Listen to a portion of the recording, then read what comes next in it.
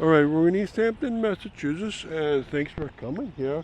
This is Adams Street, and we're on a campus, a very large campus of a church. And so you're going to expect to have at this church what you expect to have at every church, Catholic church in New England: the rectory, the convent, the school, the church, maybe a chapel, maybe a little garden. And what we're looking at first, though, on Adams Street, so we'll sweep around from left to right, and what we see here is a convent.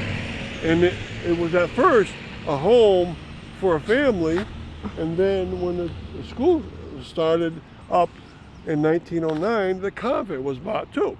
So that home is approximately from the 1870s or so, and it's an Italian style. It's a very nice looking style. And in there you would have all the nuns that worked in the grammar school, which went from kindergarten to 8th grade. And once the school stopped, all the nuns left. And so they worked out of here. Now we're going to sweep across. We're on a street called Clifford Street. And in the distance to next to the church, you see the school in the distance. The school has a nice front to it. The school was built in the year 1909. It's called the Immaculate Grammar School. And it's in the back of the church, and it served kindergarten to 8th grade for Easthampton.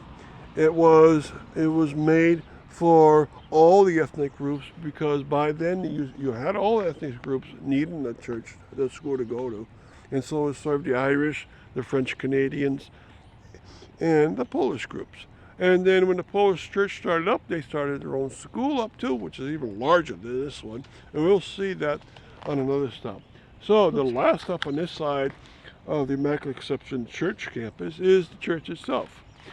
This is the third rendition of that church. It doesn't look like it. You would look at it and say, oh, this is the first one. They built a gorgeous church. But you got to remember that this parish was made in the year 1868, a very long time ago. And this is not the 1868 church, right? This is the third rendition. The first one, 1868, was a wooden church, and they wanted much more for the Catholics that were coming in. And many of them came in just like they came in all the communities around this neighborhood.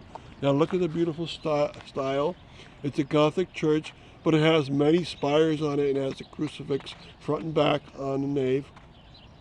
But it has at least 3 spires on this. The middle one, of course, is gorgeous and is copper plated because you see the green patina on it. But you can also see the 2 smaller ones towards the side. Right? The Immaculate Church is not named that. It's still named Immaculate Church, but the parish had changed its name finally in the year 2010, so 14 years ago.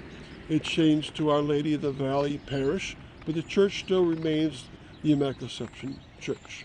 And it served all 3 ethnic groups that I mentioned, but when the Polish finally built their church and the French Canadians built their church, they could finally leave here and the Irish were left behind. This is still a functional church still. Now, we're going to see both sides of it, but on this side you see that its cruciform, or the crossing form, is not that big. And the transept in the back is not particularly big also. So it was very big towards the nave, and then the other elements of it are rather small. Okay, and all parts are all clustered together except the rectory, and we're going to include that in another stop. So thank you for going this portion, but I hope you look at the other portion too.